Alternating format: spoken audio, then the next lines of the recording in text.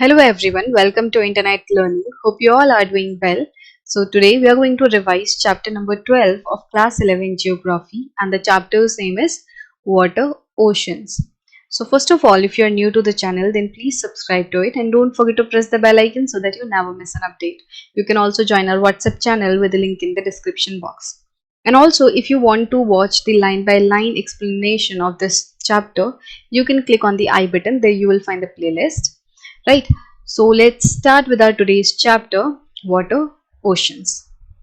So सबसे पहले तो ये पूरा चैप्टर जो है वो वाटर या ओशंस के बारे में होने वाला है, और हम सबको पता है कि जो वाटर है वो कितना ज़्यादा ज़रूरी है। हम लोग अपनी लाइफ पानी के बिना सोच भी नहीं सकते, और पानी को इसीलिए लाइफ कहा जाता है, जल ही जीवन हम बोलते हैं। ठीक है, तो ये एक ऐसा इसेंशियल कंपोनेंट है जिसके वजह से अर्थ के ऊपर जितने भी लिविंग बीइंग्स हैं वो जिंदा हैं। हम बहुत लकी हैं कि अर्थ के ऊपर प्लैनेट है, क्योंकि मतलब अर्थ के ऊपर पानी है। अगर पानी नहीं होता तो हम लोगों की एग्जिस्टेंस भी नहीं होती, हम लोग यहाँ पे एग्जिस्ट नहीं कर रहे होते, क्योंकि कोई भी दूसरा ऐसा प्लैनेट नहीं है सोलर सिस्टम में जिसपे इस तरीके से पानी अवेलेबल हो। और क्योंकि इतना ज्यादा पानी अवेलेबल है अर्थ के ऊपर, इसीलिए इसको क्या बोला जाता है, ब्लू प्लैनेट बोला जाता है। अब ये जो पानी है ना, ये एक साइकिल में मूव करता है, या यूं कहें सर्कुलेट होता रहता है। तो इसीलिए पानी को हम क्या कहते हैं, इसकी जो पूरी मूवमेंट है इसे हम हाइड्रोलॉजिकल साइकिल कहते हैं। तो ये कंटिन्यूअसली मूव करता है, इसे हम यूज रीयूज कर सकते हैं। अब ये साइकिल में कैसे मूव करता है, ये ओशन से लैंड एंड लैंड से ओशन में मूव करता रहता है। ठीक है, होता क्या है कि जो पानी है ये बिलियंस ऑफ ईयर्स से इस तरीके से काम कर रहा है। ठीक है, ये जो मूवमेंट है ये बिलियंस ऑफ ईयर्स से हो रही है कि पानी जो है वो land to ocean, ocean to atmosphere, इस तरीके से कंटिन्यूअसली सर्कुलेट कर रहा है। तो ये जो सर्कुलेशन है ना, ये अर्थ के सरफेस पे जो पानी है उसके बीच में, अर्थ के अंदर जो पानी और अर्थ के ऊपर आसमान में जो पानी है, उन सबके बीच में सर्कुलेशन होती रहती है। और ये लाखों सालों से ये हो रही है सर्कुलेशन, और आगे भी ये होती रहेगी, और इस पे ही हमारी सारी जो लाइफ है वो डिपेंड करती है। एयर के बाद वाटर सबसे इंपॉर्टेंट ऐसा एलिमेंट है जो कि हमारे एग्जिस्टेंस के लिए इंपॉर्टेंट है। अब ये जो पानी है ना वो इंपॉर्टेंट तो है, बट क्या इसकी डिस्ट्रीब्यूशन इवन है? नहीं, कि जो अर्थ है उसके ऊपर हर जगह सेम मात्रा में पानी अवेलेबल नहीं है, कहीं पे ज्यादा है कहीं पे कम है।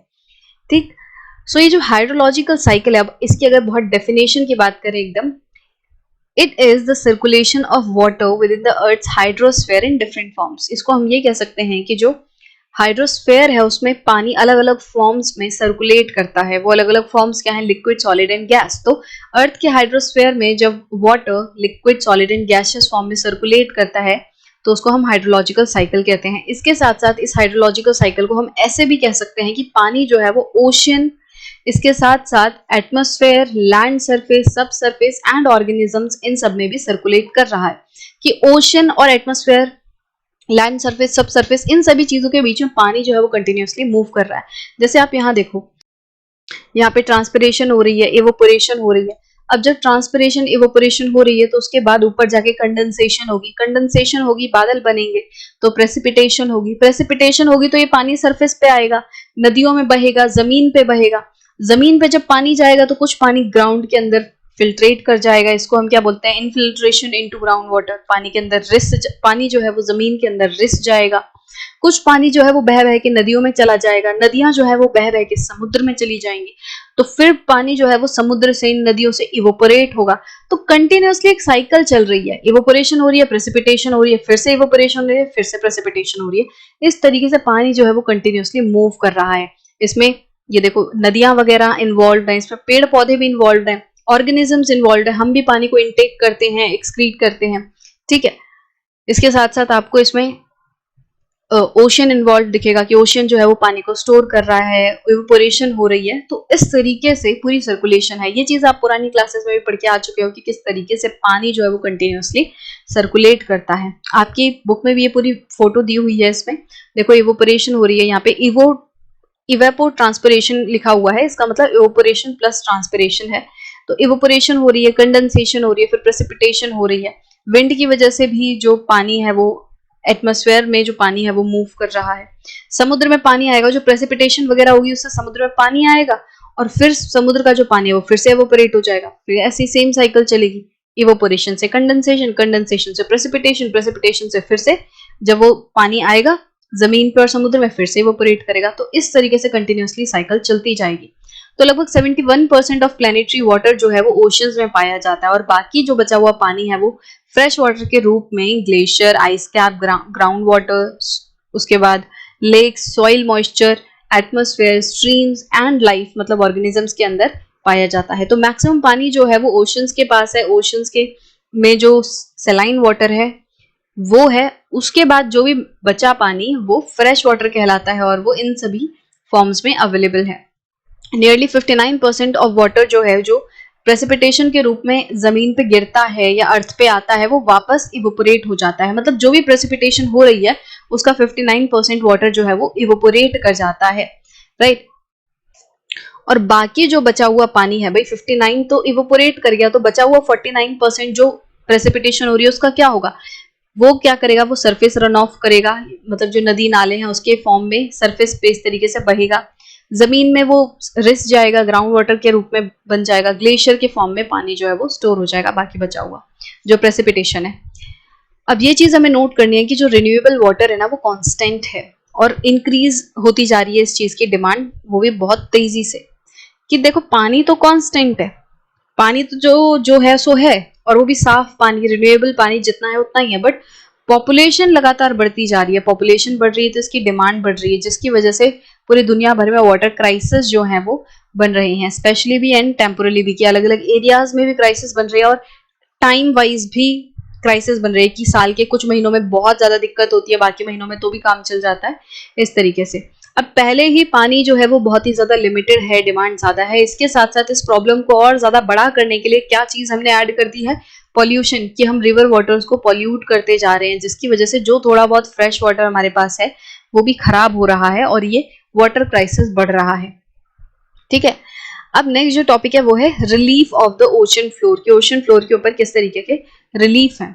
अब ये जो ओशन फ्लोर है ना, ये जो ओशंस हैं, ये अर्थ के ऊपर जो डिप्रेशन थे, अर्थ के ऊपर जो बड़े बड़े गड्ढे थे, उनमें ये पानी जब बारिश हुई थी, जब आज से लाखों करोड़ों साल पहले जब बारिश वगैरह हुई, तो उससे क्या हुआ कि अर्थ के ऊपर जो ये गड्ढे थे, ये जो डिप्रेशन थे, वो पानी से भर गए, जिसकी वजह से ओशंस बन गए। अब देखो, जब हम कॉन्टिनेंट की बात करते हैं तो कॉन्टिनेंट जो है वो बहुत ही क्लियरली डिमार्केटेड है। आपको कॉन्टिनेंट्स अलग अलग दिखाई देंगे, आप उनको डिमार्केट कर सकते हो, आप उनको एक तरीके से बाउंड्रीज बना सकते हो। बट समुद्र जो है ना वो बहुत मिले हुए हैं, वो बहुत अच्छे से मर्ज हैं। हर एक समुद्र जो है वो दूसरे में मिल रहा है, जैसे ये पूरा पैसिफिक ओशन यहाँ पे अटलांटिक ओशन से मिल रहा है, फिर ये इंडियन ओशन में मिल रहा है, ये सारे सदर्न ओशन में मिल रहे हैं, ठीक है। ऊपर यही सब जो है वो आर्कटिक ओशन से कनेक्टेड है। तो सारे के सारे ये जो समुद्र है ना, ये जो ओशंस हैं, ये कनेक्टेड हैं। अब वैसे तो दिक्कत आती है कि इनको डिमार्केट कैसे किया जाए, पर हमें फिर भी, क्योंकि अच्छे से हमें ज्योग्राफिकल इंडिकेशन के लिए, लोकेशन प्रॉपर बताने के लिए हमें क्या करना पड़ता है, हमें चीजों के नाम देने जरूरी हैं। तो ज्योग्राफर्स ने क्या किया कि भले ही ये जो ओशंस हैं वो बहुत अच्छे से मर्ज हैं, फिर भी इनको 5 ओशंस में बांट दिया गया। कौन कौन से वो ओशंस हैं? Pacific, Atlantic, Indian, southern and Arctic ocean. अब इसके अलावा जो दूसरे वाटर बॉडीज होते हैं, जैसे सीज, बेस, गल्फ्स, ये सारे जो है वो मेनली इन लार्ज ओशंस का पार्ट ही हैं। जैसे आप यहाँ देखोगे हमारे देश के लिए, यहाँ पे नीचे इंडियन ओशन है, ठीक है। अब इंडियन ओशन में आप ऊपर देखोगे यहाँ अरेबियन सी है, ये बे ऑफ बंगाल है। तो ये भले ही ये सी और ये बे है, बट ये अल्टीमेटली किसका पार्ट है? इंडियन ओशन का पार्ट है। तो ये जो बाकी सी, गल्फ, बे हैं, ये मेनली फिर इन ओशंस का ही पार्ट है। अब ओशन फ्लोर का ज्यादातर जो हिस्सा है वो 3 से 6 किलोमीटर के पे पाया जाता है, मतलब कि सी लेवल से, समुद्र तल से आप गहराई में जाओगे तो 3 से लेकर 6 किलोमीटर तक की गहराई पे main majority of ocean floor पाया जाता है। The land under the waters of the ocean, that is the ocean floor, exhibits complex and varied features. अब ओशन की जो लैंड है ना वो complex and varied feature show करती है, जैसे कि लैंड जो है वो ऊपर वाले सरफेस पे शो करती है। जैसे नॉर्मल लैंड के ऊपर हमें अलग अलग फीचर्स दिखाई देते हैं, हमें माउंटेन्स, वॉल्केनोज, प्लेट्यूज, ये सारी चीजें जो है हमें दिखाई देती हैं। वैसे ही जो लैंड है समुद्र के अंदर, जो ओशंस का सरफेस है, जैसे ये ऊपर अगर ओशन है तो इस ओशन का नीचे जो सरफेस है, इस पे हमें अलग अलग तरीके के फीचर्स दिखाई देते हैं, जो कि बहुत कॉम्प्लेक्स हैं, ठीक है। यहाँ पे आपको वर्ल्ड के लार्जेस्ट माउंटेन रेंजेस दिख जाएंगे, ट्रेंचेस, सबसे गहरी ट्रेंचेस दिख जाएंगी, लार्जेस्ट प्लेन दिख जाएंगे। किसकी बात कर रहे हैं हम? समुद्र के तल की बात कर रहे हैं, जो ओशन की लैंड है, ओशन का सरफेस है, उसकी बात कर रहे हैं हम। ठीक है, तो उसमें आपको बहुत सारे पहाड़, ट्रेंचेस, प्लेन्स, ये सारी चीजें दिखेंगी, वॉल्केनोज दिखेंगे। ये सारी जो चीजें हैं ये वैसे ही फॉर्म हुई हैं जैसे कि सरफेस के ऊपर फॉर्म होती हैं। जैसे कॉन्टिनेंट्स के ऊपर आपने देखा होगा कि पहाड़ वगैरह कैसे बने, टेक्टोनिक एक्टिविटी, वॉल्केनिक एक्टिविटी, इन सब की चीजों से बने ना। अब वैसे ही जो समुद्र के अंदर लैंड है उस पे जो फीचर्स बन रहे हैं, उस पे जो माउंटेन्स वगैरह बन रहे हैं, ये भी टेक्टोनिक, वॉल्केनिक, डिपोजिशनल प्रोसेस से बन रहे हैं। तो जो जिस तरीके से लैंड के ऊपर, ये कॉन्टिनेंट के ऊपर ये सारे फीचर्स बनते हैं, वैसे ही जो ओशन का फ्लोर है, ओशन फ्लोर पे भी ये सारे फीचर्स बनते हैं। सो अब हमने ये तो देख लिया कि ओशन फ्लोर पे अलग अलग रिलीफ फीचर्स हैं। तो मेजर 4 डिविजन्स हैं ओशन फ्लोर पे। जो रिलीफ फीचर्स हैं उनमें मेजर 4 डिविजन्स देखने मिलेंगे: continental shelf, continental slope, deep sea plains and oceanic deeps. तो ये 4 ऐसे डिविजन्स हैं, ये 4 ऐसे रिलीफ फीचर्स हैं जो कि मेजर हैं, मोटे मोटे तौर पे देखने मिलते हैं। इनके अलावा भी कुछ माइनर रिलीफ फीचर्स हैं जैसे कि रिजेस, हिल्स, सी माउंट्स, ग्रोथ्स, ट्रेंचेस, कैनन्स। तो ये सारी चीजें भी हमें ओशन में देखने मिलती हैं। तो मेजर वंस ये 4 हैं: continental shelf, slope, deep sea plain and oceanic deeps. बाकी इनके अलावा ये कुछ माइनर फीचर्स भी हैं। तो कॉन्टिनेंटल शेल्फ क्या है? कॉन्टिनेंटल शेल्फ जो है ये कॉन्टिनेंट की एक्सटेंडेड मार्जिन है। नाम से ही पता चल रहा है कि इसमें कॉन्टिनेंट का कुछ तो हिस्सा होगा। तो कॉन्टिनेंट्स जो हैं जब वो एक्सटेंड करते हैं आगे जाके, तो वो क्या करते हैं, धीरे धीरे करके समुद्र में मिलते हैं। तो वो जो एक्सटेंडेड पार्ट है कॉन्टिनेंट का जो समुद्र में मिल रहा है, उसको हम कहते हैं कॉन्टिनेंटल शेल्फ।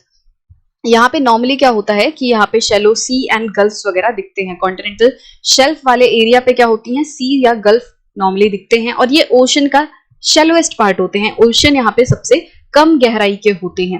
मतलब आप यूं कह सकते हो कि पूरे महासागरों में जो सबसे कम गहराई वाला हिस्सा होगा वो कहाँ होगा, कॉन्टिनेंटल शेल्फ पे होगा। यहाँ पे जो ग्रेडियंट होता है स्लोप का वो भी ज्यादा नहीं होता, धीरे धीरे करके जो कॉन्टिनेंटल शेल्फ है वो समुद्र में मिलता है। तो ये जो स्लोप है ये भी कोई ज्यादा स्टीप नहीं होती, ग्रेजुअल स्लोप होती है। और जहां पे कॉन्टिनेंटल शेल्फ खत्म होती है उसको हम शेल्फ ब्रेक कहते हैं। कॉन्टिनेंटल शेल्फ जो हैं वो उनकी विड्थ, उनकी चौड़ाई जो है वो ओशन टू ओशन वेरी करेगी। कहीं पे चौड़ी है, कहीं पे ज्यादा चौड़ी है, कहीं पे कम चौड़ी है। ठीक है, तो ऑन एन एवरेज इनकी जो विड्थ होती है वो 80 किलोमीटर तक होती है।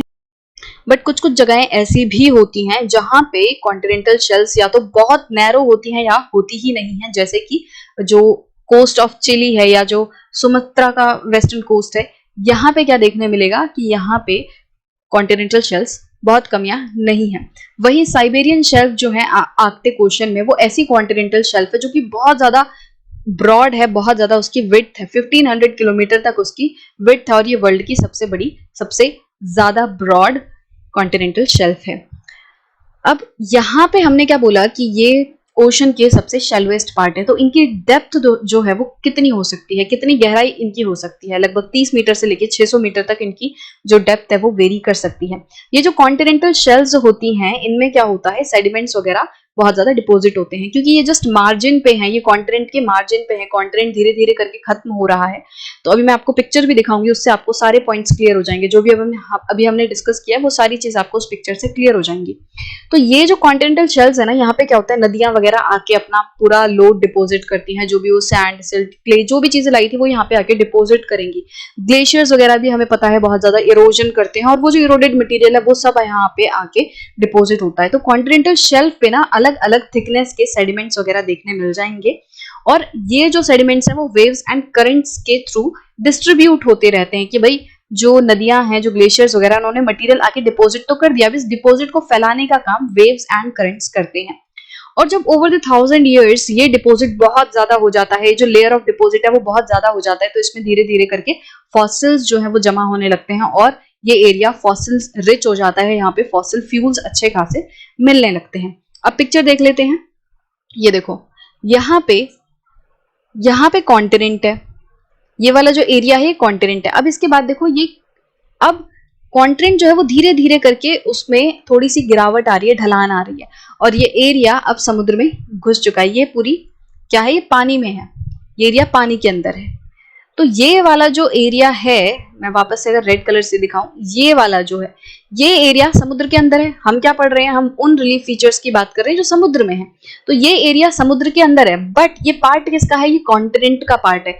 और ये धीरे धीरे करके इसकी ढलान जो है वो कम हो रही है और ये समुद्र में घुसता चला जा रहा है। तो इसको हम क्या बोलेंगे, ये कॉन्टिनेंटल शेल्फ है।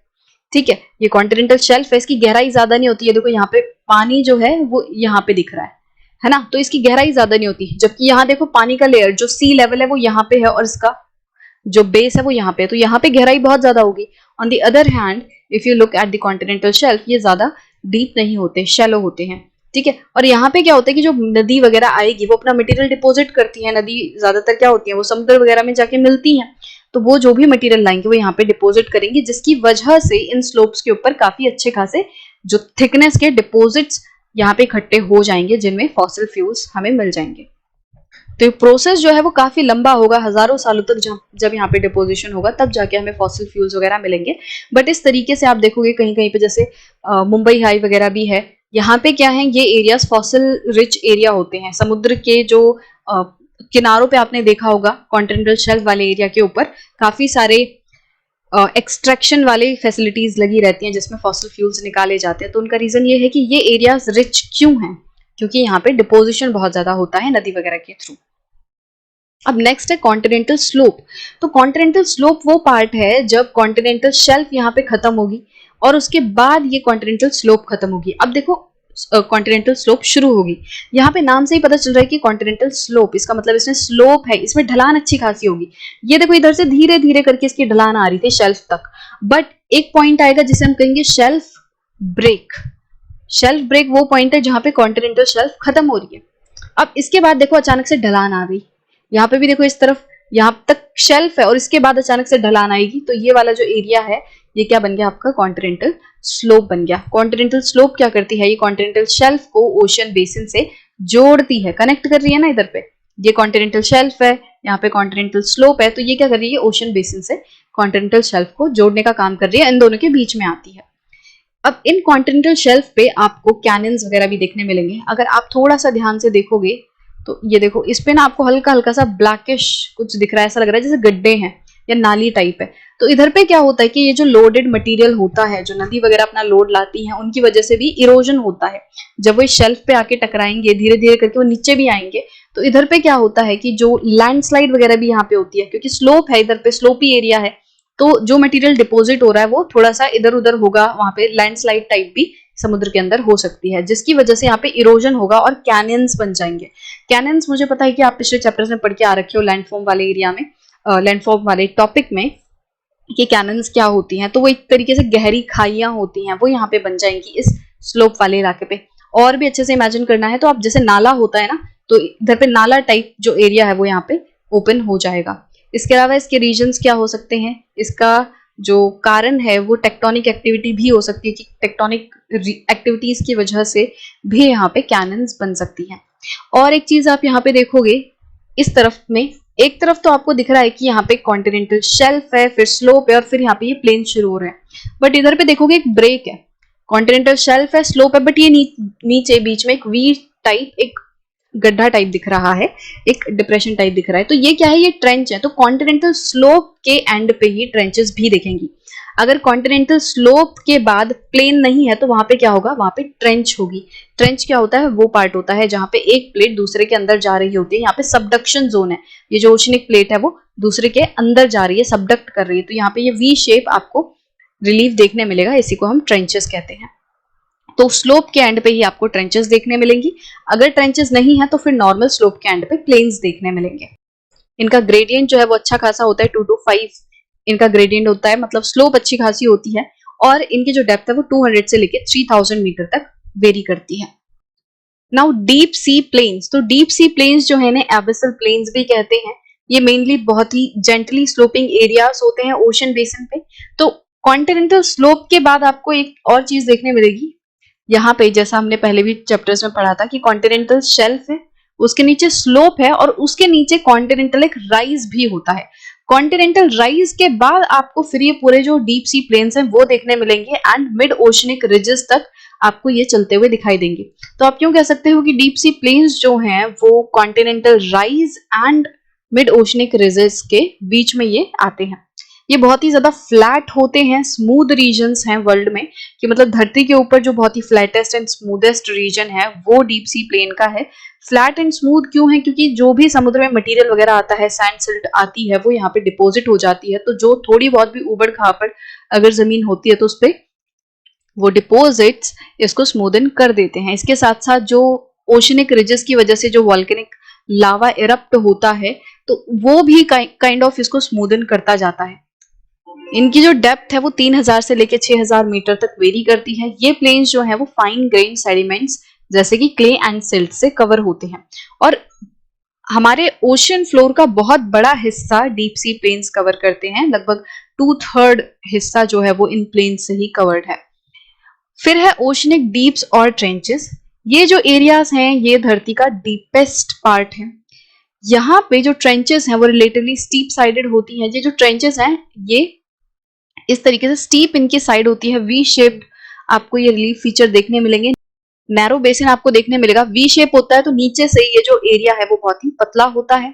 ठीक है, ये लगभग 3 से 5 किलोमीटर डीपर होती हैं अराउंड, मतलब जो सराउंडिंग ओशन फ्लोर है उससे भी ज्यादा गहरी होती हैं। तो अगर ये आपका नॉर्मल ओशन फ्लोर है, इसके ऊपर क्या है? आपका पूरा समुद्र का पानी है, तो ये क्या हो गया? ओशन फ्लोर हो गया। इस ओशन फ्लोर में भी अंदर और ज्यादा 3 से 5 किलोमीटर गहरी जो है ये आपको देखने मिलेंगी। ये कहाँ पे होती हैं? ये ट्रेंचेस बनती कैसे हैं? ये कॉन्टिनेंटल स्लोप के बाद आपको कॉन्टिनेंटल स्लोप के बाद ये ट्रेंचेस बनेंगी। अगर कॉन्टिनेंटल स्लोप के बाद कोई यहाँ पे इस तरीके से कन्वर्जेंट बाउंड्री नहीं होगी तो फिर कॉन्टिनेंटल राइज बनेगा। जैसे आप इस पिक्चर में देखो कि यहाँ पे क्या हो रहा है, कॉन्टिनेंटल शेल्फ है, कॉन्टिनेंटल शेल्फ के बाद कॉन्टिनेंटल स्लोप है। अब यहाँ पे क्योंकि कन्वर्जेंट बाउंड्री है तो स्लोप के बाद सीधा ट्रेंच जो है आ गई है। बट इस तरफ देखोगे लेफ्ट साइड तो कॉन्टिनेंटल शेल्फ है, शेल्फ के बाद स्लोप है, स्लोप के बाद थोड़ा सा कॉन्टिनेंटल राइज का एरिया आएगा, फिर प्लेन शुरू हो जाएंगे। तो इस तरीके से आप इसको देख सकते हो कि अगर कन्वर्जेंट बाउंड्री नहीं है तो प्लेन्स बनेंगे, कॉन्टिनेंटल राइज बनेगा और प्लेन्स बनेंगे। बट अगर कॉन्टिनेंटल स्लोप के बाद कन्वर्जेंट बाउंड्री है तो सीधा फिर ट्रेंच बनेगी। इसका मतलब क्या हुआ कि जो ट्रेंच है वो दो प्लेट्स के कन्वर्ज होने से बनती है, जिसमें से एक ओशनिक प्लेट होना जरूरी है। तो मान लो ये ओशनिक प्लेट है और दूसरी जो है वो ओशनिक भी हो सकती है और वो यहाँ पे कॉन्टिनेंट भी हो सकती है, कॉन्टिनेंट भी हो सकती है, ओशन प्लेट भी हो सकती है। तो इनकी ये जो कन्वर्जेंट बाउंड्री है यहाँ पे ये चीज क्या बनेगी? ये आपकी ट्रेंच है। तो ट्रेंच में क्या होता है? ओशन प्लेट जो है वो सबडक्ट कर रही होती है। ये जो ट्रेंचेस हैं ये आपको आइलैंड आर्क्स के अराउंड देखने मिलेंगे। तो जब इस तरीके से प्लेट्स का सबडक्शन होता है तो यहाँ पे वॉल्केनिक एक्टिविटीज भी होती हैं। यहाँ पे जो प्लेट ऊपर है वो क्या फेस करेगी? यहाँ पे वॉल्केनिक एक्टिविटीज होंगी, जिसकी वजह से यहाँ पे वॉल्केनिक आर्क्स या आइलैंड आर्क्स बन जाएंगे। और इधर पे स्ट्रॉन्ग अर्थक्वेक्स आते हैं, डीप सेटेड अर्थक्वेक आते हैं। ये एरिया बहुत ही ज्यादा सिग्निफिकेंट है जब हम प्लेट मूवमेंट्स को समझने की कोशिश करते हैं, क्योंकि यहाँ पे क्या हो रहा है? दो प्लेट्स इंटरैक्ट कर रही हैं। तो इसको साइंटिस्ट जो है वो बहुत अच्छे से समझने की कोशिश करते हैं ताकि प्लेट मूवमेंट्स को समझा जा सके। तो अभी तक लगभग 57 डीप्स जो है वो एक्सप्लोर किए जा चुके हैं, जिनमें से 32 जो है वो पैसिफिक ओशन में है, 19 अटलांटिक ओशन में है, 6 जो है वो इंडियन ओशन में है। अगर आप मैप देखोगे यहाँ पे तो इधर पे ये आपको ये टेक्टोनिक प्लेट्स देखने मिलेंगी, Eurasian plate, north American plate, यहाँ पे अफ्रीकन प्लेट। इसके साथ साथ आपको यहाँ पे फिर इनकी बाउंड्रीज भी देखने मिलेंगी कि ये कैसी बाउंड्री है। रेड कलर से ये पूरी क्या है? ये कन्वर्जेंट बाउंड्री है। यहाँ ब्लू कलर से ये पूरी डाइवर्जेंट बाउंड्री है। तो जो ट्रेंचेस है वो कहाँ बनती हैं? वो कन्वर्जेंट बाउंड्री पे बनती हैं एंड ओशन फ्लोर पे बनती हैं। तो ये वाला जो पूरा हिस्सा है यहाँ पे आपको बहुत सारी ट्रेंचेस देखने मिलेंगी। पैसिफिक ओशन में मैक्सिमम ट्रेंचेस हैं। फिर आपको कुछ जो ट्रेंचेस है वो इंडियन ओशन में भी देखने मिलेंगी, क्योंकि यहाँ पे भी जो सबडक्शन है वो हो रहा है। कुछ यहाँ पे अटलांटिक ओशन में भी देखने मिलेंगी। तो इस तरीके से आपको ये प्लेट बाउंड्रीज पे ट्रेंचेस देखने मिलेंगी। वो भी कौन सी plate boundary? Convergent plate boundary, वो भी ओशन के ऊपर। क्योंकि अगर कॉन्टिनेंट कॉन्टिनेंट कन्वर्जेंट हो रहा है, कॉन्टिनेंट कॉन्टिनेंट प्लेट का कन्वर्जेंस हो रहा है, तो फिर फोल्ड माउंटेन्स बनेंगे, तो ट्रेंच नहीं बनेगी। तो ट्रेंच के लिए क्या होना जरूरी है? एक प्लेट कम से कम ओशनिक प्लेट होनी जरूरी है। अब बात करते हैं माइनर रिलीफ फीचर्स की। तो ये वो वाले फीचर्स हैं जो बहुत बड़े लेवल पे तो अवेलेबल नहीं है, बट फिर भी ये बहुत इंपॉर्टेंट रिलीफ फीचर है जो कि ओशन फ्लोर पे देखने मिलते हैं। तो पहला है mid oceanic ridges. So mid oceanic ridges हैं, ये क्या होती हैं, जैसे हमने टेक्टोनिक प्लेट बाउंड्रीज के बारे में पढ़ा था, तो उसमें डाइवर्जेंट बाउंड्री होती है। इसका मतलब दो प्लेट्स जो है वो एक दूसरे से दूर जा रही होती है। तो जो ओशन के अंदर ये डाइवर्जेंट बाउंड्री होती है, उसमें क्या होता है, वो जो पॉइंट है जहां से ये दो प्लेट एक दूसरे से दूर जा रही है, वहां पे क्या आएगा, एक तरीके से क्रैक पड़ जाएगा, क्योंकि दोनों प्लेट्स एक दूसरे से दूर जा रही है तो गैप आ जाएगा। अब इस गैप में से क्या होगा, इस क्रैक में से लावा जो है वो बाहर निकलेगा, धरती के अंदर से लावा जो है वो बाहर निकलेगा और इस तरीके से साइड साइड में वो डिपॉजिट हो जाएगा। यहाँ पे दो माउंटेन चेन्स बन जाएंगी। तो मिड ओशनिक रिजेस क्या है, यहाँ पे दो माउंटेन चेन होती हैं जो कि एक लार्ज डिप्रेशन से सेपरेट होती हैं। कहने का मतलब ये है कि बीच में तो एक डिप्रेशन है और इस डिप्रेशन के साइड साइड में दो माउंटेन चेन्स हैं। ठीक है, जैसे आप इस पिक्चर में देखोगे, यहाँ पे ये बीच में एक डिप्रेशन है और इसके साइड साइड में ये माउंटेन चेन्स है। तो ये पूरी, इनको हम क्या बोलेंगे, ये मिड ओशनिक रिज है। ये जो माउंटेन रेंजेस हैं ये 2500 मीटर तक भी पहुंच सकती हैं। इनमें से कुछ जो है वो इतनी ऊंची हो जाएंगी कि वो ओशन के सरफेस के बाहर दिखने लगेंगी। और आइसलैंड जो है वो इसका एक बहुत अच्छा एग्जांपल है। आइसलैंड जो है वो मिड अटलांटिक रिज का पार्ट है, बट वो इतना ऊंचा हो गया है कि अब उसके सरफेस के बाहर, ओशन के पानी के बाहर वो दिखने लगा है और वो एक लैंड का टुकड़ा बन चुका है। तो इसीलिए उसको क्या बोलते हैं, आइसलैंड। यहाँ पे ये आइलैंड है। नीचे आप देखोगे तो ये पूरा एक इस तरीके से माउंटेन है, वॉल्केनिक माउंटेन है और उसका ऊपर का हिस्सा समुद्र से बाहर आ गया है। तो ये इसका एक अच्छा एग्जाम्पल है। नेक्स्ट है सी माउंट। सी माउंटेन जो है ये पॉइंटेड समिट्स होती है, मतलब इस तरीके से जो टॉप होता है वो पॉइंट होता है, नोकीला होता है। और ये जो है ये ऐसे रेज्ड रिलीफ फीचर हैं, इस तरीके के माउंटेन्स हैं जो कि सी फ्लोर से काफी ऊंचाई तक जा तो रहे हैं पर वो ओशियन वाटर के पार नहीं जा रहे हैं। ठीक है, वो ओशन वाटर के बाहर नहीं जा पा रहे हैं। ये सी माउंट जो हैं ये भी वॉल्केनिक ओरिजिन के होते हैं। ये 3000 से लेके 4500 मीटर तक ऊंचाई हो सकती है इनकी। एम्परर सी माउंट जो कि हवाईयन आइलैंड्स का एक्सटेंशन है पैसिफिक ओशन में, वो एक अच्छा एग्जाम्पल है। हवाईयन आइलैंड्स आप देखोगे यहाँ पे हैं, ये हवाईयन आइलैंड्स हैं। इनमें आपको बहुत सारे ये वॉल्केनिक आइलैंड्स हैं और इसी तरीके से एक एम्परर सी माउंट है वो आपको यहाँ देखने मिलेगा जो कि पानी के अंदर सबमर्ज्ड है। So that is a good example of seamount. Then submarine canyons. Submarine canyons जो हैं ये डीप वैलीज हैं। जैसे कि आप कोलोराडो रिवर एक ग्रैंड कैनियन बनाती है, इसी तरीके से ये समुद्र के अंदर कैनियन है। कोलोराडो रिवर या बाकी जो रिवर्स हम देखते हैं जब वो कैनियन बनाती हैं तो वो सरफेस के ऊपर है, वो कॉन्टिनेंट के ऊपर है। बट जब हम सबमरीन कैनियन की बात कर रहे हैं तो हम ओशन फ्लोर के ऊपर जो फीचर्स है उसकी बात कर रहे हैं। तो ये जो फीचर्स हैं या ये जो कैनियन है ये समुद्र के अंदर है। ये जो है ये नॉर्मली कैसे बनती हैं, जो जब कोई नदी जो है वो बहुत सारा लोड लेके नदी जब समुद्र में आके मिलेगी तो कॉन्टिनेंटल शेल्फ, कॉन्टिनेंटल स्लोप वगैरह के ऊपर वो बहुत ज्यादा इरोजन करेगी और जिसकी वजह से ये कैनन बनेगी। जैसे यहाँ पे ये कॉन्टिनेंटल शेल्फ है, कॉन्टिनेंटल स्लोप है, कॉन्टिनेंटल राइज है। अब इसके ऊपर जब नदी वगैरह आएगी और वो अपना लोड लेके आएगी तो उसकी वजह से, मतलब वो जो मटेरियल लाएगी, बहुत सारे पत्थर या सैंड सिल्ट लाएगी, उसका खुद का बहाव तेज होगा, इसकी वजह से धीरे धीरे करके यहाँ पे इरोजन होने लगेगी और ये कैनन बन जाएगी। गहरी खाई की तरह ये बन जाएगी जो कि बहुत ज्यादा ब्रॉड नहीं होगी, नैरो होगी बट गहरी होगी। तो इस तरीके से कैनन बन जाएगी, इसे हम बोलेंगे सबमरीन कैनन। और इसका एग्जाम्पल है हडसन कैनन, एक अच्छा एग्जाम्पल है। ग्योर्ड्स जो है ये फ्लैट टॉप सी माउंट है। सी माउंट हमने देखा था ऐसे माउंटेन्स हैं जो कि सरफेस जो है ओशन का, जो वाटर का सरफेस है, ओशन का जो पानी है उससे बाहर ये नहीं जा रही है। अब ग्योर्ड्स जो है वो भी एक तरीके के सी माउंट हैं, बट डिफरेंस क्या है कि जो नॉर्मल हमने अभी सी माउंट पढ़े वो नोकीले होते हैं, ऊपर पॉइंटेड होते हैं, बट ये क्या है, ये फ्लैट टॉप्ड है। ये इस तरीके से फ्लैट टॉप्ड सी माउंट हैं।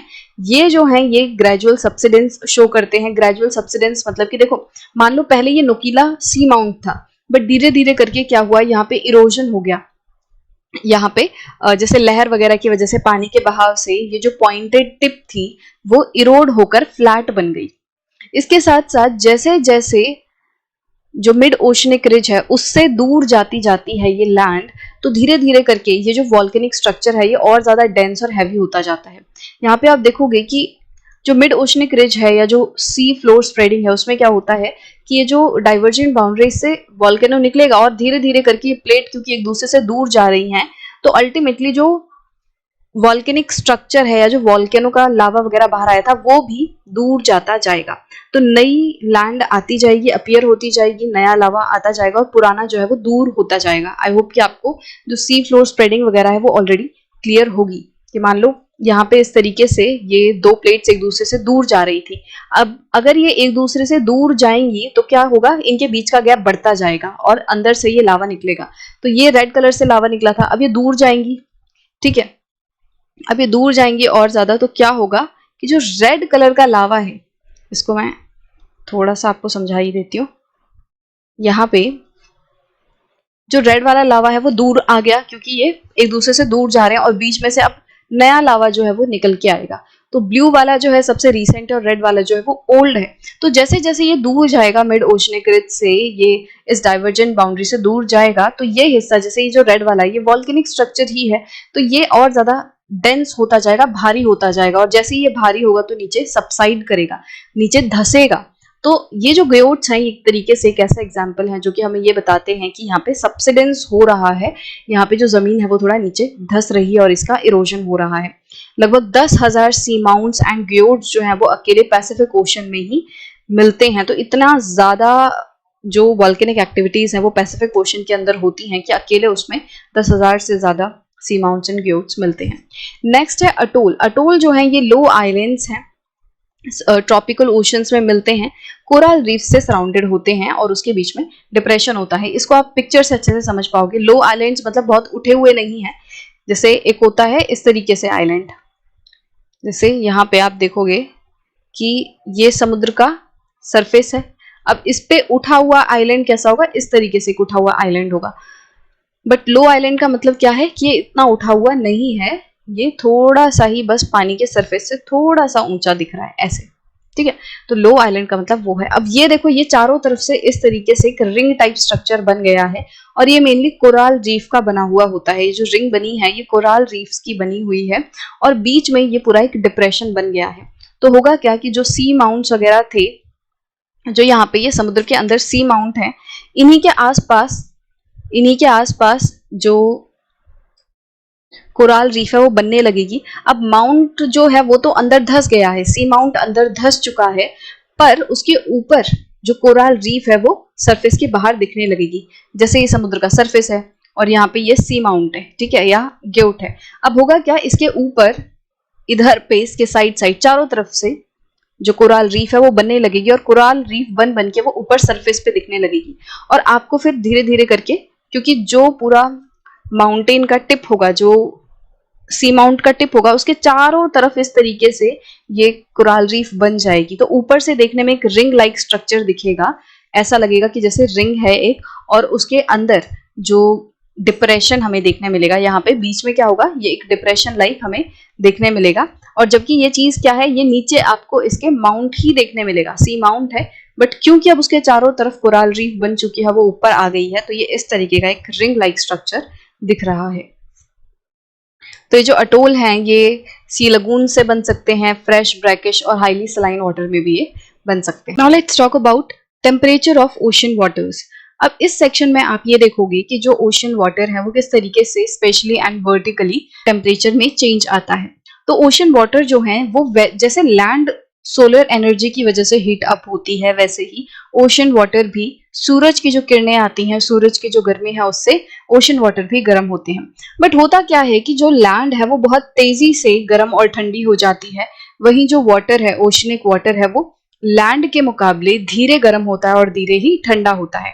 अब वो कौन कौन से ऐसे फैक्टर्स हैं जो कि टेम्परेचर डिस्ट्रीब्यूशन को अफेक्ट करते हैं, मतलब कि किसी जगह पे टेम्परेचर ज्यादा होगा या कम होगा, ये किन किन फैक्टर्स से अफेक्ट होगा। तो सबसे पहला है लेटीट्यूड। लेटीट्यूड हमें पता है कि जो इक्वेटोरियल वाला रीजन है या जो लोअर लेटीट्यूड्स हैं वहां पे बहुत ज्यादा सनलाइट रिसीव होती है, और जो पोलर रीजन्स हैं, जैसे जैसे हम इक्वेटर से पोल की तरफ जाते हैं वैसे वैसे जो सनलाइट रिसीव होती है वो कम होती जाती है। तो इसका मतलब क्या हुआ कि जो एरियाज, जो ओशनिक वाटर इक्वेटर वर्ड्स हैं, मतलब कि जैसे जैसे हम कहेंगे कि हम इक्वेटर वाले एरिया में हैं तो वहां पे ओशन का वाटर गर्म होगा, और इक्वेटर से जैसे जैसे हम पोल की तरफ जाएंगे तो जो टेम्परेचर है वो ठंडा होने लगेगा। उसके बाद unequal distribution of land and water. अब जिन जगहों पे बहुत से घिरा हुआ है तो वहां पे ओशन का टेम्परेचर थोड़ा ज्यादा होगा। वहीं आप सदर्न हेमिस्फेयर में देखोगे तो सदर्न हेमिस्फेयर में ज्यादा लैंड नहीं है, यहाँ पे ओशन का हिस्सा ज्यादा है। तो इसीलिए क्योंकि ओशन का हिस्सा ज्यादा है तो यहाँ पे कंपैरेटिवली ओशन का टेम्परेचर थोड़ा ठंडा रहेगा। नेक्स्ट है प्रिवेलिंग विंड्स, कि हवा किस डायरेक्शन में चल रही है। अगर हवा जो है वो कॉन्टिनेंट से ओशन की तरफ चलेगी, अगर जैसे मान लो ये कॉन्टिनेंट है और इधर पे ये ओशन है, अब हवा अगर कॉन्टिनेंट से ओशन की तरफ चलेगी तो वो क्या करेगी, ओशन के जो सरफेस का वार्म वाटर है, जब सूरज की किरणें आएंगी तो सबसे पहले वो सरफेस वाटर को गर्म करेंगी, तो सरफेस का जो वाटर है वो कंपैरेटिवली वार्म होगा नीचे वाले लेयर के मुकाबले। अगर यहाँ कॉन्टिनेंट से ओशन की तरफ हवाएं चलेंगी तो क्या होगा कि जो ऊपर का वार्मर लेयर है वो इकट्ठा होता जाएगा कोस्ट से दूर। इसका मतलब कि ऊपर का ये जो वार्मर लेयर है, पानी का जो वार्म लेयर है, वो इधर पे दूर जाके इकट्ठा हो जाएगा। जब ये दूर जाके इकट्ठा होगा तो ये जो गैप बना कोस्ट के पास, जो गैप बना उसमें क्या होगा, जैसे ये क्या था, रेड कलर से कोस्ट है और यहाँ पे ये ओशन है। ओशन का जो गर्म पानी है वो, क्योंकि हवा इस डायरेक्शन में चल रही थी तो जो गर्म पानी है वो यहाँ पे आगे इकट्ठा हो गया। अब ऐसा तो है नहीं कि ये गैप बना रहेगा, तो नीचे का जो ठंडा पानी है वो आके इस गैप को फिल कर देगा। तो इस केस में क्या होगा कि जब हवा कॉन्टिनेंट से ओशन की तरफ चल रही है तो उस केस में कोस्ट के पास कोल्ड वाटर रहेगा और कोस्ट से दूर जो है वो वार्म वाटर रहेगा। ठीक है। अब इसी का उल्टा होगा कि जब जो हवा है वो ओशन से कॉन्टिनेंट की तरफ चल रही है, अगर हवा ओशन से कॉन्टिनेंट की तरफ चलेगी तो जो गर्म पानी है वो सारा कोस्ट के पास आके इकट्ठा हो जाएगा।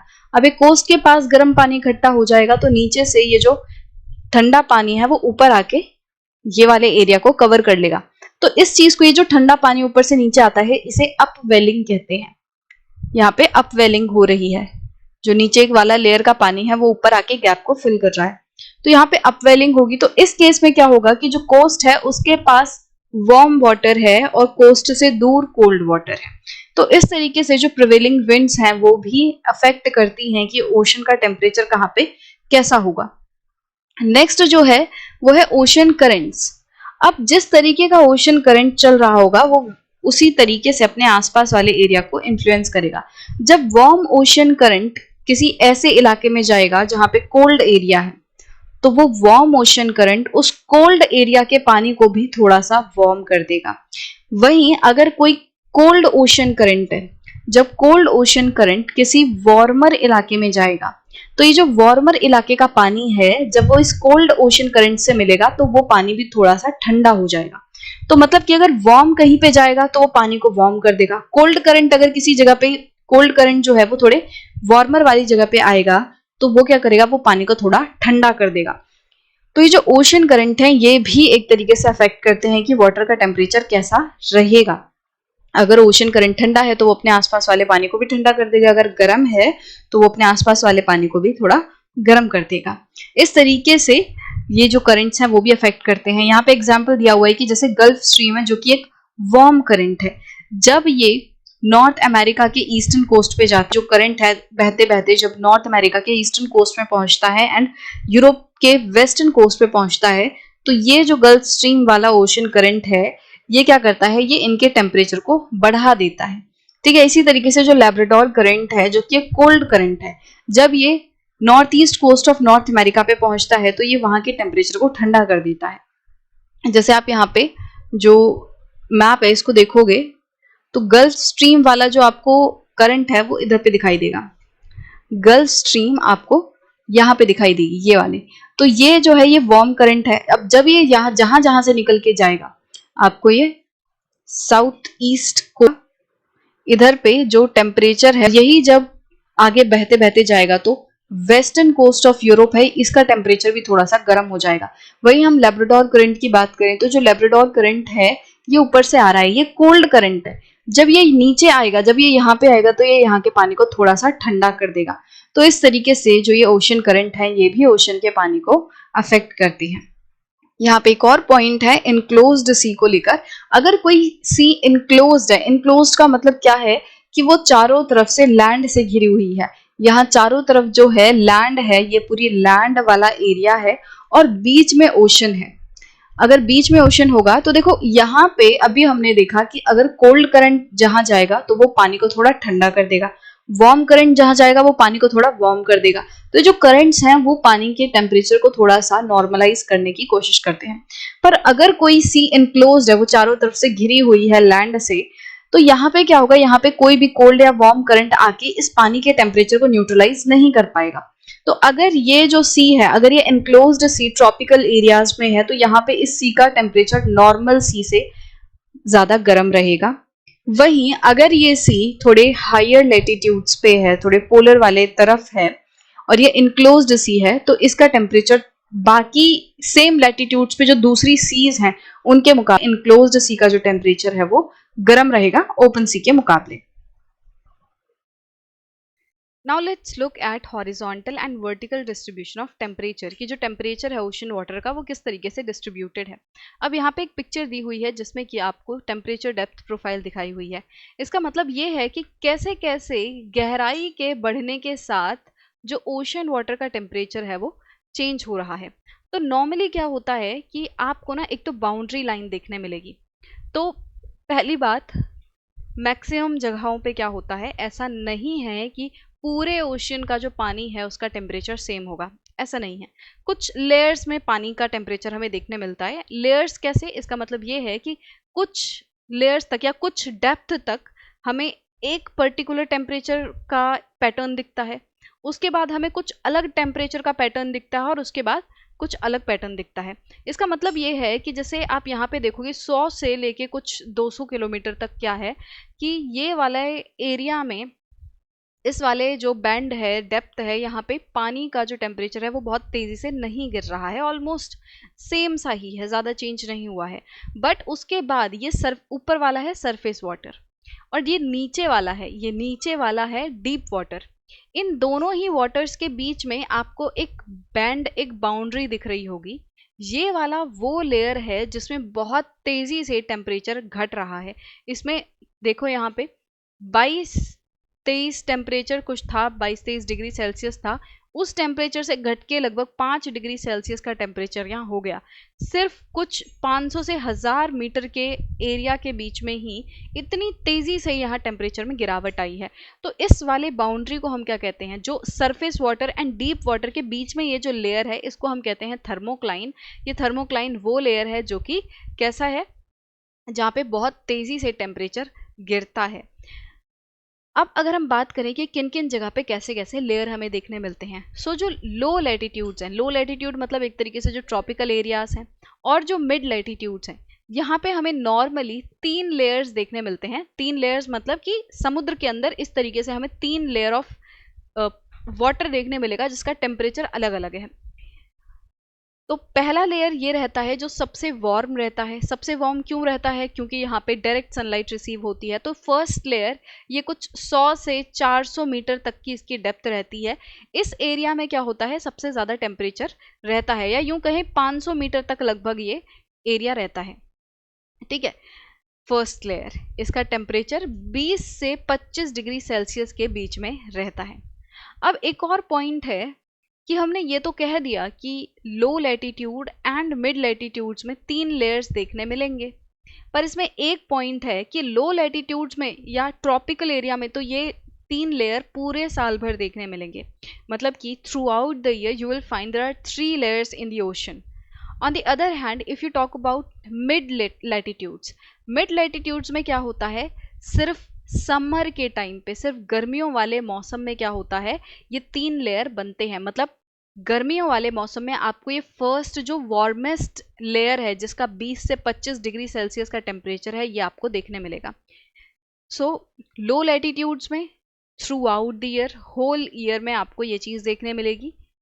वहीं जो मिड लैटिट्यूड है, मिड लैटिट्यूड में आपको जो फर्स्ट लेयर है, जो वार्मेस्ट लेयर है जिसका 20 से 25 डिग्री सेल्सियस का टेम्परेचर है, ये आपको सिर्फ समर वाले टाइम में देखने मिलेगा। समर वाले टाइम में क्यों, क्योंकि समर वाले टाइम पे गर्मी होती है, इसकी वजह से फर्स्ट लेयर जो है वो अच्छा खासा गर्म हो जाता है। उसके बाद अगर हम थर्ड लेयर की बात करेंगे, सॉरी सेकेंड लेयर की बात करेंगे, फर्स्ट लेयर तो हमने देख लिया कि लो एंड मिड लैटिट्यूड्स में नॉर्मली ये फर्स्ट लेयर मिलता है, जिसकी वजह से ये टोटल 3 लेयर मिलते हैं, टोटल 3 लेयर बन जाते हैं। अब अगर हम सेकेंड लेयर की बात करें तो सेकेंड लेयर वो लेयर है जिसमें टेम्परेचर बहुत तेजी से घटता है। इसकी जो ये एक तरीके से डेप्थ है, ये 500 से लेकर कुछ 1000 मीटर तक का ये एरिया हो सकता है। ये डेप्थ जो है इसकी, ये वाला बैंड, ये 500 से लेकर 1000 मीटर तक का हो सकता है। इसका सबसे इंपॉर्टेंट फीचर यही है कि इसमें टेम्परेचर बहुत तेजी से गिरता है और ये surface water and deep water को कनेक्ट करने का काम करता है, उन दोनों के बीच का ये लेयर है। थर्ड लेयर जो है ये सबसे कूलेस्ट लेयर होता है, इसमें सबसे ज़्यादा ठंडा पानी होता है और ये लेयर वो है जो कि थर्मोक्लाइन के एंड से लेकर ओशन के बेस तक चलता है, मतलब ओशन के फ्लोर तक ये वाला पूरा लेयर रहता है। इस थर्ड लेयर में 90% ऑफ द ओशन वाटर है, क्योंकि आप वैसे ही इस प्रोफाइल में देख सकते हो सरफेस वाटर थोड़ा सा है, उसके बाद ये थर्मोक्लाइन है, उसके बाद मैक्सिमम एरिया जो है वो किस में कवर्ड है, थर्ड लेयर में। तो 90% ऑफ ओशन वाटर यहाँ पे पाया जाएगा। ये सबसे ठंडा टेम्परेचर रहता है इस पानी का, और यहाँ तक कि जो पानी का टेम्परेचर है वो 0 डिग्री सेल्सियस तक भी पहुँच जाता है। और एक चीज़ आपको इस फोटो में भी देखने मिलेगा कि जो टेम्परेचर है ना उसमें गिरावट ज़्यादा नहीं आती है। थर्मोक्लाइन में देखो यहाँ से लेके यहाँ तक कितनी जल्दी टेम्परेचर गिर गया, 20-22 से कितनी जल्दी 5 डिग्री हो गया। बट यहाँ पे आप देखोगे धीरे धीरे टेम्परेचर गिर रहा है, 5 डिग्री सेल्सियस से लेके मुश्किल से 2-3 डिग्री सेल्सियस कुछ यहाँ पे हुआ है टेम्परेचर। तो जो थर्ड लेयर है उसमें बढ़ती हुई गहराई के साथ जो टेम्परेचर में गिरावट है वो ज़्यादा नहीं आती है। तो ये तो बात थी mid latitudes and tropical layer की। अब अगर हम बात करें पोलर रीजन्स की, एंटार्क्टिक एंड आर्कटिक सर्कल की, यहाँ पे क्या होता है, यहाँ पे तो सरफेस वाटर का टेम्परेचर ही 0 डिग्री सेल्सियस रहता है। ये जो सरफेस वाटर है ये वाला, इसका ही टेम्परेचर 0 डिग्री सेल्सियस रहता है। तो जैसे जैसे गहराई पे जाते हैं वैसे वैसे कुछ खास चेंज नहीं आता है टेम्परेचर में। लगभग पूरा जो ओशन है उसमें एक ही लेयर होता है। एक लेयर क्यों कह रहे हैं, क्योंकि पूरे ओशन के वाटर में जो टेम्परेचर है उसमें ज़्यादा चेंज नहीं आता है, ऑलमोस्ट सेम टेम्परेचर रहता है। तो हम यूँ कह सकते हैं कि जो पोलर रीजन्स हैं वहाँ पे लगभग एक लेयर ही रहता है, 1 layer of cold water exist करता है, और गहराई के बढ़ने के साथ बहुत ही कम टेम्परेचर में चेंज आता है। अब अगर हम एवरेज टेम्परेचर की बात करें तो इक्वेटर पे क्या होता है, इक्वेटर का आसपास वाला जो एरिया है वहाँ पे एवरेज टेम्परेचर कुछ 27 डिग्री सेल्सियस का रहता है। और जैसे जैसे आप इक्वेटर से पोल्स की तरफ जाओगे तो ये जो एवरेज टेम्परेचर है वो घटने लगेगा ओशन वाटर का। तो यहाँ पे बताया हुआ है कि किस तरीके से टेम्परेचर घटता है, रेट क्या है। तो हर एक लैटिट्यूड के साथ, जैसे आप 0 डिग्री से 1 डिग्री लैटिट्यूड पे जाओगे, आप इक्वेटर से 1 डिग्री ऊपर जाओगे तो टेम्परेचर में 0.5 डिग्री सेल्सियस की गिरावट आ जाएगी। तो एवरेज टेम्परेचर जो है वो 20 डिग्री लैटिट्यूड पे 22 डिग्री सेल्सियस का होता है। इसी तरीके से अगर 40 लैटिट्यूड है, 40 डिग्री का लैटिट्यूड है, उस पे ऑन एन एवरेज क्या टेम्परेचर रहता है, 14 डिग्री सेल्सियस का टेम्परेचर रहता है। और अगर हम पोल वाले एरिया की बात करें तो पोल वाले रीजन्स पे जो एवरेज टेम्परेचर है वो 0 डिग्री सेल्सियस रहता है। और एक चीज़ कि यहाँ पे जो नॉर्दर्न हेमिस्फेयर में ओशन है वो रिलेटिवली थोड़ा सा गर्म रहता है सदर्न हेमिस्फेयर के मुकाबले, क्योंकि जो नॉर्दर्न हेमिस्फेयर है वो वाला एरिया ज़्यादा लैंड से घिरा हुआ है। यहाँ पे ज़्यादा जो एरिया है वो लैंड से घिरा हुआ है। जैसे यहाँ पे देखोगे नॉर्दर्न हेमिस्फेयर, ये हाईलाइटेड लाइन जो है ये इक्वेटर की है, इसके ऊपर आप देखोगे मैक्सिमम जो लैंड वाला एरिया है, मैक्सिमम जो कॉन्टिनेंट है वो नॉर्दर्न हेमिस्फेयर में है, सदर्न हेमिस्फेयर में ज़्यादा लैंड नहीं है। तो क्योंकि यहाँ पे बहुत ज़्यादा लैंड है इसकी वजह से ओशन का टेम्परेचर जो है वो बहुत ज़्यादा ठंडा नहीं होता है।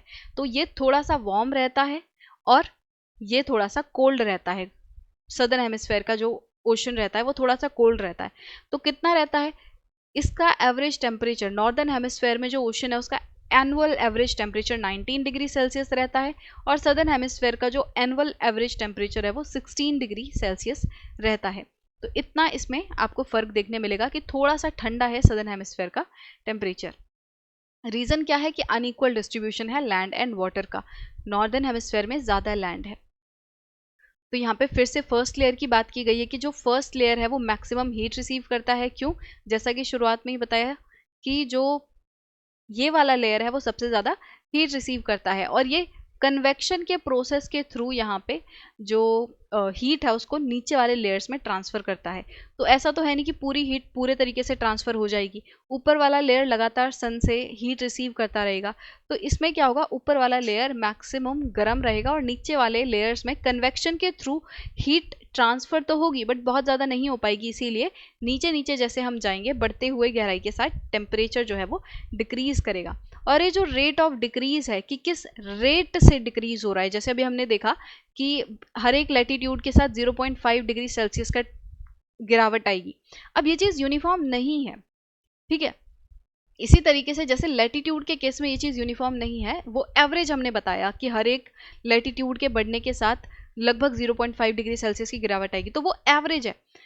अब इसी तरीके से गहराई में भी कि बढ़ती हुई गहराई के साथ जो टेम्परेचर में चेंज है वो हर जगह सेम नहीं होगा। हो सकता है इंडियन ओशन में आप जाओ तो बढ़ती हुई गहराई के साथ जो टेम्परेचर है उसके गिरावट में कुछ और रेट देखने मिले, जो ट्रॉपिकल एरियाज या जो पोलर रीजन्स हैं उनमें हमें ये रेट कुछ और देखने मिलता है। तो हम अब यहाँ डेप्थ की बात कर रहे हैं कि बढ़ती हुई डेप्थ के साथ जो टेम्परेचर में चेंज आ रहा है, गिरावट आ रही है, वो सब जगह सेम नहीं होती है।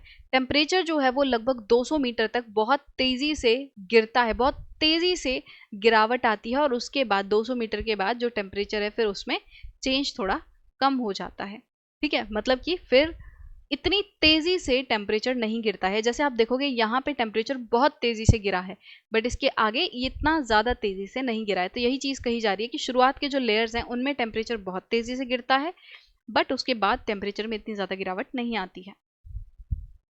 Now let's talk about salinity of ocean waters. तो ये सेलिनिटी का मतलब क्या है? सेलिनिटी का मतलब है कि जो देखो वाटर है, चाहे वो रेन वाटर हो चाहे वो ओशन वाटर हो, उन सब में किसी ना किसी तरीके के सॉल्ट जो हैं वो डिजॉल्व रहते हैं। और इसी चीज को हम क्या कहते हैं कि सैलिनिटी क्या है, बेसिकली कितना नमक मिला हुआ है, कितने सॉल्ट्स जो हैं कितनी मात्रा में डिजॉल्व है, उस चीज को हम सैलिनिटी कहते हैं। तो सैलिनिटी को हम किस तरीके से डिफाइन करते हैं कि सी वाटर में कितना जो सॉल्ट है वो मिला हुआ है। अब ये कैलकुलेट कैसे होता है, आपने कह तो दिया कि सैलिनिटी का मतलब है कि कितना सी वाटर में नमक है, पर इसको हम बताते कैसे हैं, इसको हम डिस्क्राइब कैसे करते हैं? तो बेसिकली क्या होता है कि 1000 ग्राम पानी में कितना ग्राम नमक है, उस चीज़ के बेसिस पे हम इसको डिफाइन करते हैं। इसको बेसिकली हम कहते क्या है, पार्ट्स पर थाउजेंड, कि 1000 ग्राम पानी में कितने ग्राम नमक है। तो इस चीज़ को हम पीपीटी कहते हैं, या इसका सिंबल जो है इस तरीके से शो होता है। परसेंटेज आप ऐसे लिखते हो, एक जीरो ऊपर एक जीरो नीचे। अब यहाँ पार्ट्स पर थाउजेंड में नीचे एक और जीरो ऐड हो जाती है इस तरीके से। तो पार्ट्स पर थाउजेंड का बेसिकली मतलब क्या हो गया, 1000 ग्राम वाटर में कितना ग्राम सॉल्ट मिक्स है, इस तरीके से इसको डिस्क्राइब किया जाता है। अब ब्रैकिश वाटर की लिमिट है 24.7 पार्ट्स पर थाउजेंड, ये इसकी लिमिट है। इसका मतलब कि जो अगर किसी वाटर की सैलिनिटी 24.7 पार्ट्स पर थाउजेंड या उससे कम है तो हम उसे ब्रैकिश वाटर कहेंगे, बट अगर उससे ज़्यादा है तो हम उसको फिर सेलाइन कहेंगे। तो ब्रैकिश वाटर होता है जो fresh water and saline water के बीच का जो पानी रहता है। सो कौन कौन से वो फैक्टर्स हैं जो कि सेलिनिटी को अफेक्ट करते हैं? तो सबसे पहले है कि जो सरफेस वाटर है, ओशन का जो सरफेस वाटर है, उस पर किस किस चीज़ का, किस किस फैक्टर का असर होता है सैलिनिटी पे। तो सबसे पहला है evaporation and precipitation. Precipitation and evaporation में क्या होता है कि देखो, जब पानी भाप बन के उड़ेगा, इवोपोरेशन जब होगी तो पानी तो उड़ जाएगा पर नमक उतना ही रह जाएगा। तो जितनी ज़्यादा इवोपोरेशन होगी उतनी ज़्यादा सैलिनिटी होगी। प्रेसिपिटेशन में क्या होता है कि जब बारिश आके समुद्र के पानी में मिलेगी तो फ्रेश वाटर का अमाउंट बढ़ जाएगा, तो जितनी ज़्यादा प्रेसिपिटेशन होगी उतनी सैलिनिटी कम होगी। इसके बाद अगर हम बात करें कोस्टल रीजन्स में क्या होता है, कोस्टल रीजन्स में नदियाँ आके अपना पानी जमा करती हैं। तो नदियों का पानी कंपैरेटिवली फ्रेश रहता है, उसमें कम सॉल्ट डिजॉल्व रहते हैं। तो जब नदियों का पानी आके कोस्टल वाले इलाके पे समुद्र में मिलेगा तो उस टाइम पे हम कह सकते हैं कि जो कोस्टल एरिया में समुद्र का सरफेस वाटर है वहाँ पे सैलिनिटी कम होगी, क्योंकि उस जगह पे आके फ्रेश वाटर बहुत ज़्यादा मिल रहा है। इसी तरीके से अगर हम पोलर रीजन्स की बात करें तो पोलर रीजन में प्रोसेस होता है फ्रीजिंग एंड थॉइंग का। फ्रीजिंग का मतलब बर्फ़ का जमना एंड थॉइंग का मतलब बर्फ़ का पिघलना। तो जब फ्रीजिंग होती है तो समुद्र के पानी में तो नमक भी मिला हुआ है और उसमें फ्रेश वाटर भी है। मतलब एक तरीके से फ्रेश वाटर में नमक मिला हुआ है, तभी तो वो सेलाइन बना है। तो होगा क्या कि जब बर्फ जमेगी, जब इसकी बर्फ जमेगी तो सिर्फ फ्रेश फ्रेश वाटर की तो बर्फ जम जाएगी और नीचे जो बचेगा वो नमक बचेगा। तो होगा क्या कि जब फ्रीजिंग होगी तो फ्रेश वाटर ऊपर, मैक्सिमम फ्रेश वाटर, बर्फ जम गया, बाकी जो थोड़ा बहुत वाटर बचा उसमें ही सारा सॉल्ट मिक्स है। तो जो ये नीचे बर्फ के अलावा जो पानी बचेगा समुद्र में, वो पानी बहुत ज़्यादा सलाइन होगा, क्योंकि उसमें अभी जो फ्रेश वाटर है उसकी मात्रा कम है, क्योंकि वो तो बर्फ में जमा हुआ है। अब जैसे ही ये बर्फ पिघलेगी, जब बर्फ पिघलेगी तो इसमें पानी की क्वांटिटी बढ़ जाएगी, और जैसे ही पानी की क्वांटिटी बढ़ेगी तो फिर नमक डिस्पर्स हो जाएगा, तो कम सॉल्टी लगेगा। इसी तरीके से आप इसको फ्रीजिंग एंड थॉइंग को समझ सकते हो। फिर नेक्स्ट जो फैक्टर है वो है विंड। तो विंड क्या करता है, वो एक जगह से विंड पानी को उठाती है और वो दूसरी जगह ट्रांसफर कर देती है। अब इस ट्रांसफर की वजह से भी सैलिनिटी अफेक्ट होती है। जिस जगह से पानी उठ रहा है उस जगह पे सैलिनिटी कम होती है, और जिस जगह पे पानी जाके जमा हो रहा है वहां पे सैलिनिटी बढ़ती है, क्योंकि ये जो सरफेस का वाटर है वो सलाइन वाटर सारा उठ के इधर दूसरी जगह जमा हो गया, और इधर पे जो गैप बना, अब इस गैप को नीचे का पानी आके फिल करेगा। तो नीचे का जो पानी है वो कंपेरेटिवली लेस सलाइन होता है। अब यहाँ पे क्या होगा, ये पानी जहां से उठा था वो लेस सलाइन हो जाएगा, और जहां पे जाके जमा किया हवा ने वो मोर सलाइन हो जाएगा। और हवा जो है वो इवोपोरेशन वगैरह में भी हेल्प करती है, तो उस तरीके से भी हवा या विंड सैलिनिटी को अफेक्ट कर सकती है। Then the fourth factor is ocean currents. अब जिस तरीके से हवा पानी को ट्रांसफर करती है, इसी तरीके से ओशन करंट्स में भी क्या होता है, पानी कंटिन्यूअसली एक जगह से दूसरी जगह पे ट्रांसफर होता रहता है। इसकी वजह से भी सैलिनिटी जो है वो अफेक्ट होगी। इसके अलावा सैलिनिटी, टेम्परेचर और डेंसिटी जो है वो एक दूसरे से रिलेटेड है। ये तीनों चीज़ें इंटर रिलेटेड हैं। टेम्परेचर बढ़ेगा तो डेंसिटी जो है वो घटेगी, डेंसिटी घटेगी तो हो सकता है कि यहाँ पे सैलिनिटी कम हो जाए। या फिर हम यूँ कहें, टेम्परेचर बढ़ेगा तो इवोपोरेशन बढ़ेगी, इवोपोरेशन बढ़ेगी तो सैलिनिटी बढ़ सकती है। तो टेम्परेचर और डेंसिटी जो हैं ये कुछ एक तरीके से प्रोसेसेस को अफेक्ट करेंगे। ये अलग अलग सिचुएशन में अलग अलग तरीके से काम कर सकते हैं, जिसकी वजह से ये सैलिनिटी को अफेक्ट करेंगे।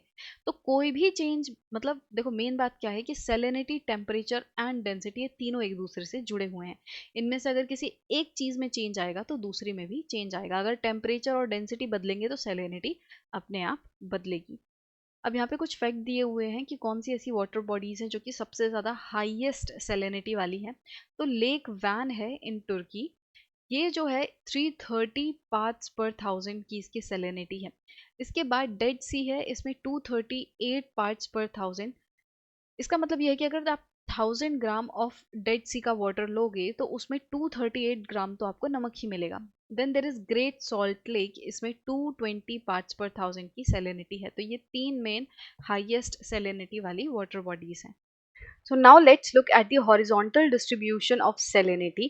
तो नॉर्मली जो ओपन ओशन रेंजेस होते हैं, मतलब जो ओपन ओशंस होते हैं, उसमें सैलिनिटी 33 से लेकर 37 पार्ट्स पर थाउजेंड तक रेंज करती है। और जैसे जो लैंड लॉक्ड एरियाज हैं, सो ओपन सीज में तो इतना है 33 से लेकर 37, बट जो लैंड लॉक्ड सी हैं जैसे कि रेड सी, यहाँ पे 41 पार्ट्स पर थाउजेंड तक भी हाई हो सकता है। वहीं जैसे आर्कटिक ओशन है, यहाँ पे क्या है, काफ़ी सारी एस्चुरीज बनती हैं, बहुत सारी नदियाँ आके अपना पानी जो है इन जगहों पे, इन ओशन में आके डंप करती हैं। इससे क्या होता है, फ्रेश वाटर काफ़ी ज़्यादा बढ़ जाता है। तो आर्कटिक ओशन में जो एस्चुरीज हैं उनकी वजह से क्या है, यहाँ पे सैलिनिटी 0 से 35 पार्ट्स पर थाउजेंड तक भी हो सकती है सीजनली।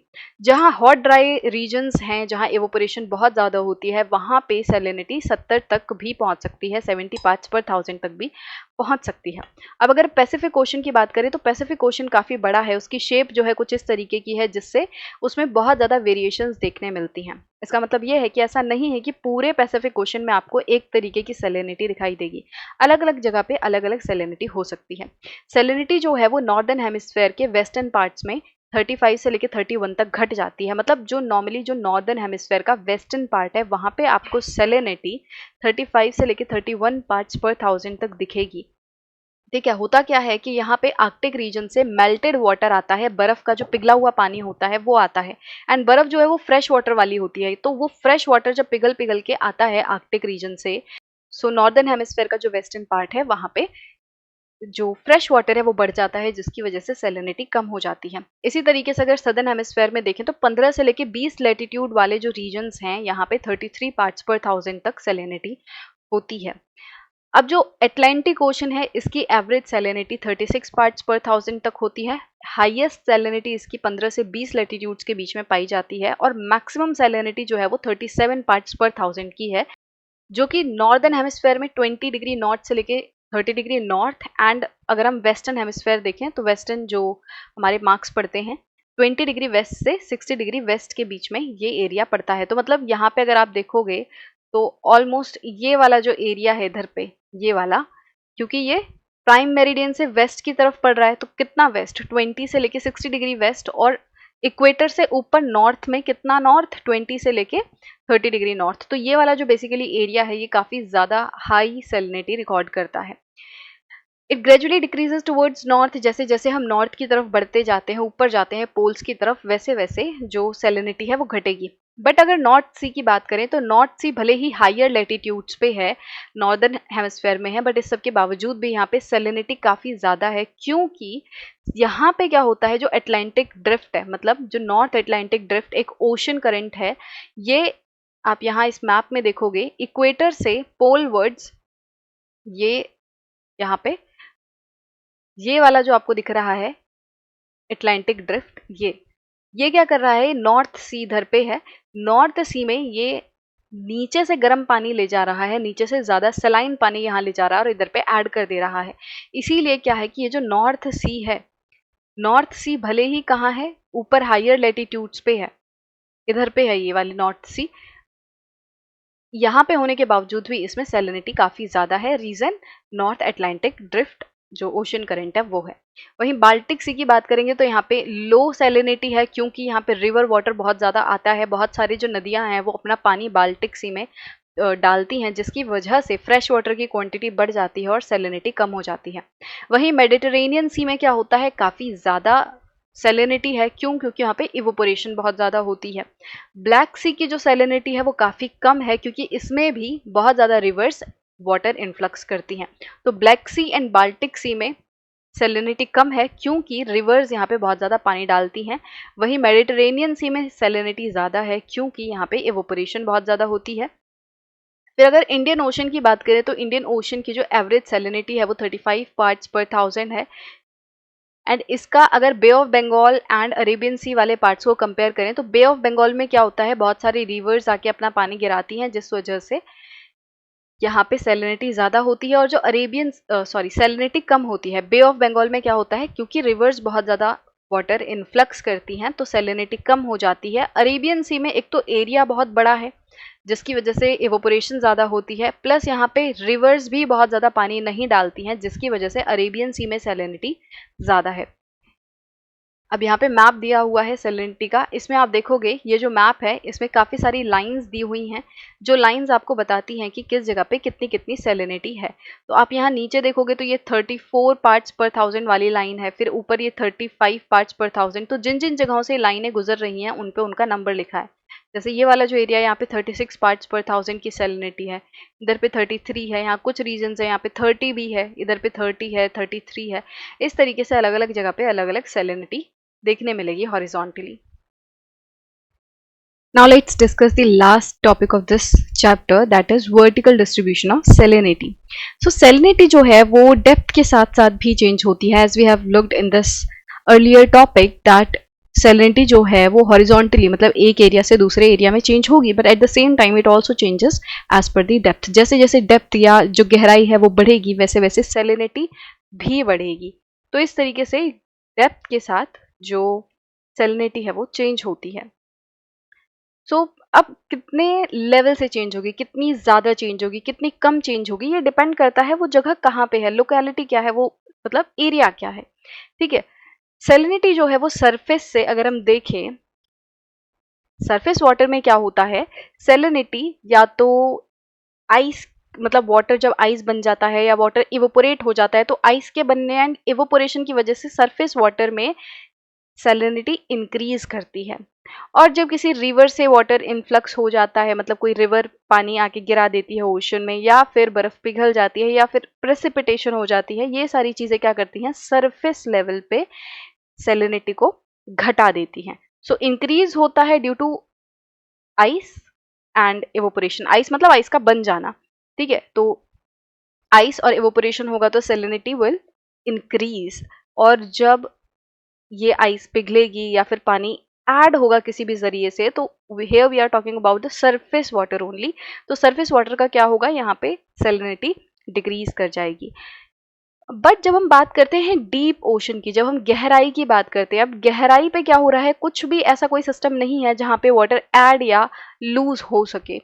क्योंकि देखो सरफेस वाटर पे तो जैसे मान लो बारिश हुई तो वो सरफेस पे ही तो आके गिरेगी। बारिश जो है वो सरफेस पे आके गिरेगी और यहाँ पे पानी जो है बहने लगेगा। बारिश की बूंद पेनेट्रेट करके अंदर तो नहीं जाएगी गहरे पानी पे। तो होता क्या है, इसी तरीके से जैसे आप करंट की बात करोगे, ओशन करंट्स भी मेनली वो आपको सरफेस लेवल पे देखने मिलेंगे। नदियां भी जो आती हैं वो अपना पानी सरफेस वाटर में ही ऐड करती हैं, ऐसा तो नहीं है कि वो अंदर डीप ओशन में जाके पानी को ऐड करती हैं। तो ये सभी कारण क्या हैं, ये हमें ये बताते हैं कि मेनली जो सरफेस वाटर है it has reasons to fluctuate. उसमें जो सैलिनिटी है वो फ्लक्चुएट कर सकती है। बट अगर आप बात करो गहरे पानी की, गहरे में क्या होता है, डीप ओशंस में क्या होता है, वहां पे कुछ भी ऐसा एडिशन या सब्ट्रैक्शन या लूज वाला काम नहीं है। वहां पे सैलिनिटी जो है वो ऑलमोस्ट सेम रहती है, बहुत फ्लक्चुएट नहीं करती है, या यूं कह सकते हैं वेरिएशन ज्यादा नहीं होती है। अब होता क्या है, भले ही वेरिएशन ना हो, पर सैलिनिटी कैसी होती है अगर हम सरफेस से कंपेयर करें, तो सरफेस वाटर एंड जो डीप ओशन वाटर है इनके बीच में सैलिनिटी कैसी होती है। तो सरफेस वाटर में सैलिनिटी कंपैरेटिवली कम होती है, डीपर ओशन में सैलिनिटी ज्यादा होती है। क्योंकि होता क्या है कि जैसे सरफेस वाटर में सैलिनिटी बढ़ गई, सैलिनिटी बढ़ेगी तो वो पानी ज्यादा डेंस होगा। डेंस मतलब भारी होगा, भारी होगा तो वो नीचे फिर वजन की वजह से बैठने लगेगा। बैठने लगेगा तो कहाँ जाएगा, गहराई में ही तो जाएगा, डीपर ओशन में जाएगा। तो इसीलिए जो कंपैरेटिवली लेस डेंस होता है या लेस सेलिनिटी वाला पानी होता है वो सरफेस पे होता है, और जो ज्यादा डेंसिटी वाला या ज्यादा सेलिनिटी वाला पानी है वो अपने वेट की वजह से, डेंसिटी की वजह से नीचे गहराई में बैठ जाता है। तो जो डीपर ओशन का वाटर है वो कंपैरेटिवली ज्यादा सेलाइन होता है। अब जैसे हमने थर्मोक्लाइन देखा था कि सी के अंदर कुछ ऐसा जोन आता है, कोई ऐसा जोन आता है जिसमें टेम्परेचर जो है वो अचानक से घटता है, एकदम तेजी से उसमें डिक्लाइन आता है टेम्परेचर में। सिमिलरली जब हम सैलिनिटी की बात करते हैं तो एक जोन है हेलोक्लाइन। हेलोक्लाइन में क्या होता है, ये एक ऐसा लेयर है जहां सैलिनिटी अचानक से इंक्रीज करती है, ठीक है, क्योंकि डेप्थ के साथ क्या कर रही है, सैलिनिटी इंक्रीज कर रही है। तो हेलोक्लाइन वो लेयर है जहां अचानक से सैलिनिटी इंक्रीज करेगी, ठीक है। और यहाँ पे जब हम कह रहे हैं कि सैलिनिटी जो है वो with the increase of salinity, density जो है वो भी इंक्रीज करेगी। तो यहाँ पे हम बाकी सारे फैक्टर्स को कांस्टेंट मान के चल रहे हैं कि बाकी फैक्टर्स काम नहीं कर रहे। तो उस केस में क्या होगा, जब सैलिनिटी बढ़ेगी तो उसके साथ डेंसिटी भी बढ़ जाएगी, पानी भारी हो जाएगा, हैवी हो जाएगा। जो मॉलिक्यूल्स के बीच का गैप है वो सॉल्ट आके उसको घेर लेंगे, कवर कर लेंगे। सो that is why it will become more dense. और हैवी वाटर क्या करेगा, या डेंसर वाटर जो है वो क्या करेगा, वो नीचे बैठने लगेगा, सिंक करने लगेगा, और इसी वजह से पानी में स्ट्रेटिफिकेशन हो जाएगी, लेयर्स एक तरीके से बन जाएंगे। जो लेस डेंस वाटर है वो ऊपर सरफेस पे रहेगा, और जो मोर डेंस वाटर है वो यहाँ डीप ओशंस में रहेगा। So with this we are done with the revision of chapter number 12 of class 11 geography. I hope you like this video. If you do, then please give it a thumbs up and don't forget to press the bell icon so that you never miss an update. And if you want to watch the detailed video where we have done the line by line explanation, you can click the link in the description box below for the full chapter. There you will find the full playlist of all the chapters.